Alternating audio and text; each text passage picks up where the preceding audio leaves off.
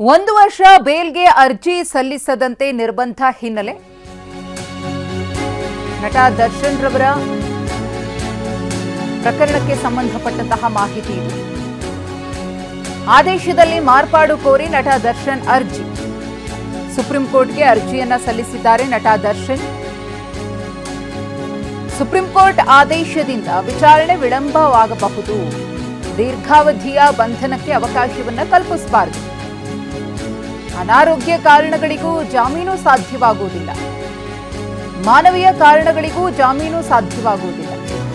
ತಾಯಿಗೂ ಅನಾರೋಗ್ಯ ಸಮಸ್ಯೆ ಇರೋದನ್ನ ಪರಿಗಣಿಸಬೇಕು. ಮೇ 15ರ ಸುಪ್ರೀಂ ಆದೇಶದ ಮರುಪರಿಶೀಲನೆಗೆ ದರ್ಶನ್ ಮನವಿಯನ್ನ ಮಾಡಿಕೊಂಡಿದ್ದಾರೆ. ರೇಣುಕಾಸ್ವಾಮಿ ಕೊಲೆ ಪ್ರಕರಣಕ್ಕೆ ಸಂಬಂಧಪಟ್ಟಂತೆ ನಟ ದರ್ಶನ್ ಸದ್ಯ ಪರಪ್ಪನ ಅಗ್ರಹಾರ ಜೈಲಿನಲ್ಲಿದ್ದಾರೆ.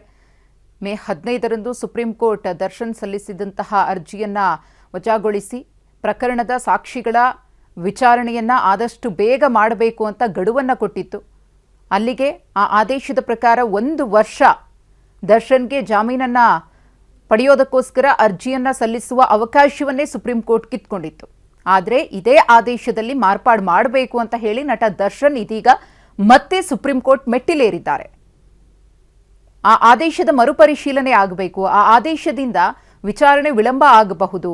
ಅನಾರೋಗ್ಯದ ಸಮಸ್ಯೆಯನ್ನ ಮುಂದಿಟ್ಕೊಂಡು ನಾವು ಬೇಲ್ ತಗೊಳ್ಳೋದಕ್ಕಾಗೋದಿಲ್ಲ. ತಾಯಿಗೂ ಕೂಡ ಆರೋಗ್ಯ ಸರಿ ಇಲ್ಲ. ಯಾವ್ಯಾವ ಗ್ರೌಂಡ್ಸ್ ಮೇಲೆ ಬೇಲನ್ನು ತೆಗೆದುಕೊಳ್ಳೋದಕ್ಕೆ ಅವಕಾಶ ಇತ್ತೋ ಅಥವಾ ಮಾರ್ಗಗಳಿತ್ತೋ ಅದೆಲ್ಲವನ್ನ ಕೂಡ ಸುಪ್ರೀಂ ಕೋರ್ಟ್ ತನ್ನ ಆದೇಶದಿಂದ ಮುಚ್ಚಿಬಿಟ್ಟಿದೆ. ಹಾಗಾಗಿ ಅದರ ಮರುಪರಿಶೀಲನೆ ಆದರೆ ತಮಗೆ ಅನುಕೂಲಕರ ವಾತಾವರಣ ಸೃಷ್ಟಿಯಾಗಬಹುದು ಬೇಲ್ ಸಿಗೋದಕ್ಕೆ ಅನ್ನೋದು ದರ್ಶನ್ರ ಲೆಕ್ಕಾಚಾರ.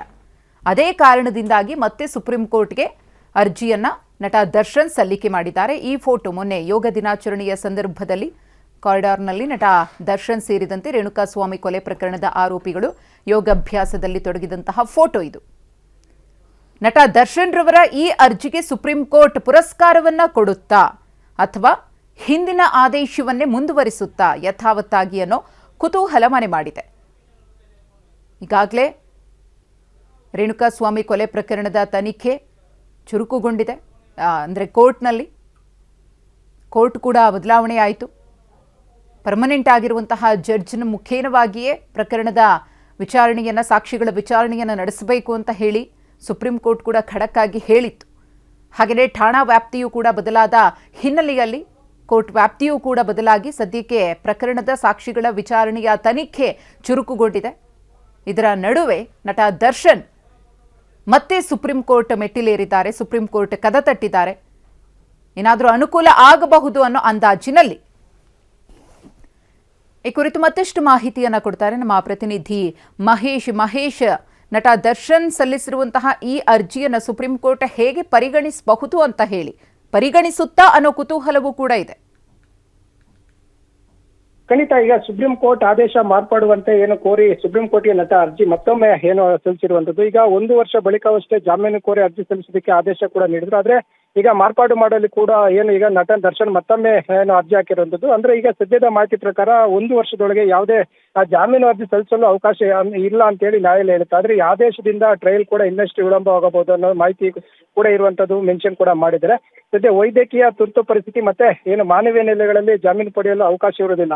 ಮತ್ತೆ ಇದ್ರ ಜೊತೆಗೆ ತನ್ನ ಏನು ಸಾಕಷ್ಟು ತೊಂದರೆ ಕೂಡ ಆಗ್ತದೆ. ಮತ್ತೆ ಆ ಕುಟುಂಬದಲ್ಲಿ ಸಾಕಷ್ಟು ಹಾನಿ ಕೂಡ ಉಂಟಾಗ್ತದೆ. ಅಂದ್ರೆ ಕುಟುಂಬದಲ್ಲಿ ಏನು ತೀವ್ರ ಹಾನಿಯಾಗಿದೆ ಅನ್ನೋ ಆರೋಪ ಕೂಡ ಮಾಡ್ತಾ ಇರುವಂತದ್ದು. ತಾಯಿಯ ಏನು ಆರೋಗ್ಯ ವಿಚಾರ ಕೂಡ ಮೆನ್ಷನ್ ಮಾಡಿದ್ರೆ. ಹೀಗಾಗಿ ನಮಗೆ ಜಾಮೀನು ಮಂಜೂರು ಮಾಡಬೇಕು, ಹೀಗಾಗಿ ಅದನ್ನ ತೆಗೆದುಕೊಳ್ಳಿ ಅಂತೇಳಿ ಅರ್ಜಿಯಲ್ಲಿ ಮೆನ್ಷನ್ ಮಾಡಿದ್ರೆ. ಸದ್ಯ ಇದು ಸುಪ್ರೀಂ ಕೋರ್ಟ್ ಯಾವ ರೀತಿ ತೆಗೆದುಕೊಳ್ಳೋದು ಕೂಡ ಸಾಕಷ್ಟು ಕುತೂಹಲ ಉಂಟಾಗಿರುವಂತದ್ದು. ಈಗ 1 ವರ್ಷದೊಳಗಡೆ ಅಂದ್ರೆ ಈಗಾಗಲೇ ಏನು ಕೆಳಹಂತದ ನ್ಯಾಯಾಲಯಕ್ಕೂ ಕೂಡ ಏನು ಒಂದು ಅವಕಾಶ ಕೂಡ ನೀಡಿತು. 1 ವರ್ಷದೊಳಗಡೆ ಒಂದು ಕೇಸನ್ನ ಟ್ರಯಲ್ ಮುಗಿಸಿ ಮತ್ತೊಮ್ಮೆ ನೀವು ಏನು ಜಾಮೀನು ಅರ್ಜಿ ಹಾಕಬಹುದು ಅಂತೇಳಿ ಹಿಂದೆನೂ ಕೂಡ ತಿಳಿಸಿರುವಂತದ್ದು. ಆದ್ರೆ ಈಗ ಮತ್ತೊಮ್ಮೆ ಮಾರ್ಪಾಡು ಕೋರಿ ದರ್ಶನ್ ಅರ್ಜಿ ಸಲ್ಲಿಸಿರುವಂತದ್ದು. ಮಹೇಶ್ ತಮ್ಮ ಮಾಹಿತಿಗಾಗಿ